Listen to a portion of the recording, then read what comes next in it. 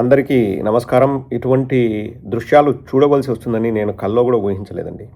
మనం సమాజ నిర్మాణానికి మనం పాటుపడాలి. ఐకమత్యంతో మనం ముందుకు వెళ్ళాలి. అలా వెళ్తేనే మనం అభివృద్ధి చెందుతూ మన దేశాన్ని కూడా మనం అభివృద్ధి చేసుకోగలం. ఇప్పుడు సమాజంలో అన్ని మతాలు, అన్ని కులాలు, అన్ని అలవాట్లు, పద్ధతులు అన్నీ కలిసిపోయాయండి. మీదే మతం, మాదే మతం అని మాట్లాడుకునే స్థాయికి దిగజారడం అంతకంటే దౌర్భాగ్యం ఉండదు.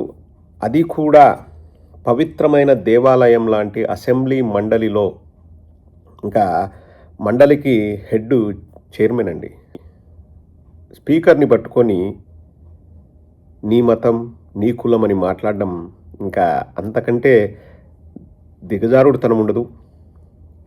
మన వ్యవస్థలకే అవమానం అండి, రాజ్యాంగానికి అవమానం. ఈరోజు ఒక చీకటి రోజు అని చెప్పొచ్చు.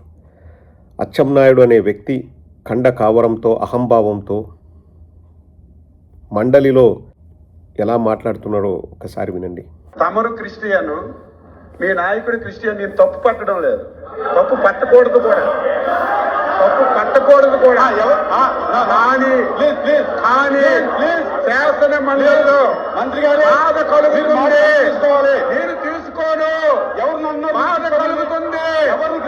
వెంకటేశ్వర స్వామి ఇంత దారుణంగా దెబ్బతీస్తున్నారు అధ్యక్ష. ప్రతిరోజు నన్ను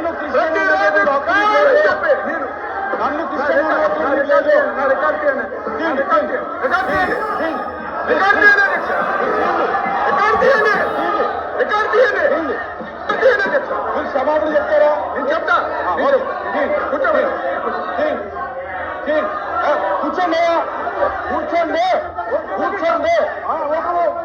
కూర్చోండి, నేను తీస్తాను.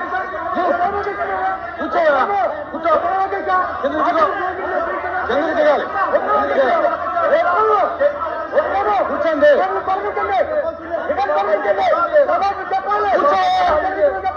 కూర్చో. అరే చంద్రకాయలు కూర్చో, నేను మాట్లాడతాను.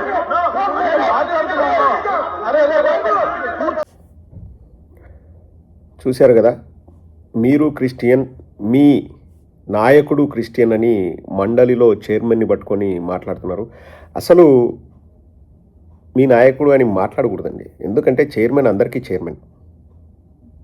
ఇంకా చైర్మన్కి పార్టీలు ఆపాదించడం, చైర్మన్కి మతాల్ని ఆపాదించడం ఎంతవరకు సమంజసమండి?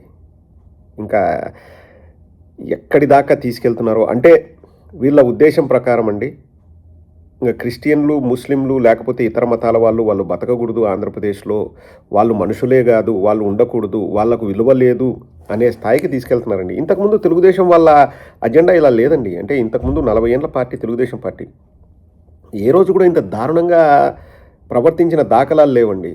ఇప్పుడు మతాన్ని నమ్ముకుంటే ఓట్లు పడతాయన్న రీతిలో వీళ్ళు వెళ్తున్న తీరు చూస్తే చాలా దారుణంగా అనిపిస్తుందండి.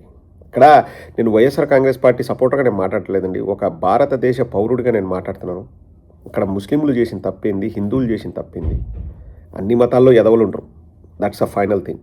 అన్ని మతాల్లో మంచి వాళ్ళు ఉంటారు, కానీ అందరినీ ఒకే ఘాటికి కట్టేసి ఇప్పుడు భారతదేశం హిందూ దేశం కాబట్టి మిగతా వాళ్ళు కుక్కిన పేన్లాగా పడి ఉండాలి, మండలిలో చైర్మన్ కాకూడదు, లేకపోతే పార్టీలు నడపకూడదు అని వీళ్ళు ఇంత అహంభావంతో వీళ్ళు మాట్లాడడం చాలా దారుణం అండి. నాకు నిజంగా భయం వేస్తుంది, బాధ వేస్తుంది. ఆంధ్ర రాష్ట్రం ఎటెళ్తుంది అనేది ఆలోచిస్తేనే అండి, ఇవే రాజకీయాలని అసహ్యం వేస్తుందండి. ఇప్పుడు అచ్చెన్నాయుడు ఇంటి పక్కన లేకపోతే చుట్టుపక్కల హిందువులు, ముస్లింలు ఉంటారు, వాళ్ళు కూడా వీళ్ళకు ఓట్లు వేసింటారు. వాళ్ళు చేసిన పాపం ఏందండి? హిందువులు లేకపోతే ముస్లింలు లేకపోతే క్రిస్టియన్లు మతాల ప్రాతిపదికన రాజకీయాలు చేయాలన్నా, మతాల ప్రాతిపదికన మంచి చెడలు చూడాలన్నా? అందరికీ మంచి చేయాలి, అందరినీ ఒకే రకంగా చూడాలి, కానీ ఇలాంటి దరిద్రాలా అండి? నాకు చాలా బాధ అనిపించింది. అంటే చైర్మన్ని పట్టుకొని నువ్వు క్రిస్టియన్వి అని మాట్లాడడం సభా సంప్రదాయాల్ని మంటగలపడమే కాకుండా సమాజంలో ఒక రకమైన భావనని వీళ్ళు పెంపొందిస్తున్నారండి, పెంచి పోషించాలని చూస్తున్నారు. దీన్ని మనం అందరం ముక్తకంఠంతో ఖండించాలి, పార్టీలకు అతీతంగా. రాజకీయాలకు మతాలకు సంబంధం లేదు, రాజకీయాలకు కులాలకు సంబంధం ఉండకూడదు. It's as simple as that అండి.